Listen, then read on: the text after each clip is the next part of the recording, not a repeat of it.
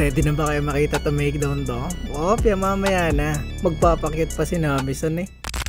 So labas na natin yung mga alaga nating naitago sa baul. Ito pa naman yung mga mukhang elegante. Gaganda na ito eh. Nga lang, papakainin natin sila kaya viewers discretion is advised mga lodi.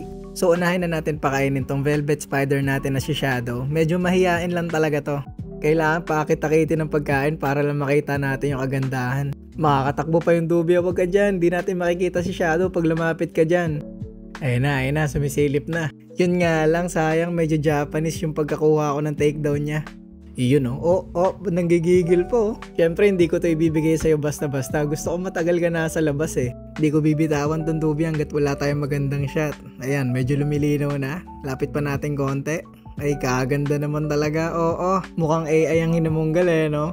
So sabi ko sa last video nito, bibigyan natin siya ng mas magandang bahay ngayon, di ba? Pero sa susunod na lang ulit. Malaki pa naman yung enclosure niya para sa kanya eh. Tsaka Diyos ko, hindi naman gumagalaw tong hinamunggal na to. 24/7 nandun sa loob ng tunnel niya. Lalabas lang, pag ganyan, kakain. Tapos wala na ulit, tago na siya niyan. Bahala ka na dyan. So tago na ulit natin siya sa baul. Next natin si Nami-san. Pero bago ang lahat ulit, open na for pre-order ang Veldora shirt dito natin. So nasa comment section ng link kung paano mag-pre-order. Hindi free mga hinamunggal din kayo eh, no? So isang bagsak lang yan since limited edition nga. Kaya humabol na yung mga gusto humabol. PM na lang kayo sa page, okay? Continue. So dito naman tayo kay cute na Nami-san. Ngayon ko na lang ulit na videohan to. Ang tagal hindi kumain na ito.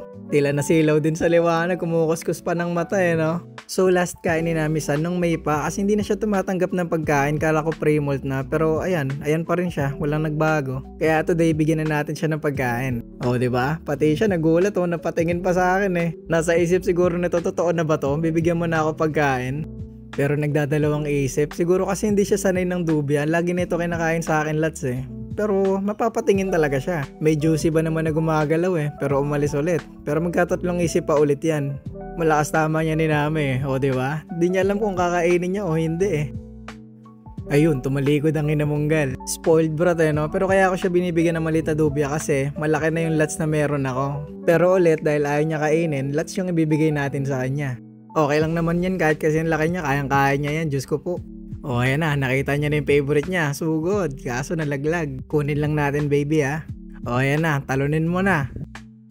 O diba, walang pagdadalawang isip naman talaga. O di hirap na hirap ko bitbitin ngayon, kaya laki-laki niyan. Pero siya pa rin naman yung nasunod no, panalo pa rin siya. Di naman tayo mananalo sa kakita nila no. Anyways, tulitin nyo na yung kagandahan ni Nami-san at ibabalik ko na to sa enclosure niya. Yan na lang din muna for today mga lodi. Bye-bye.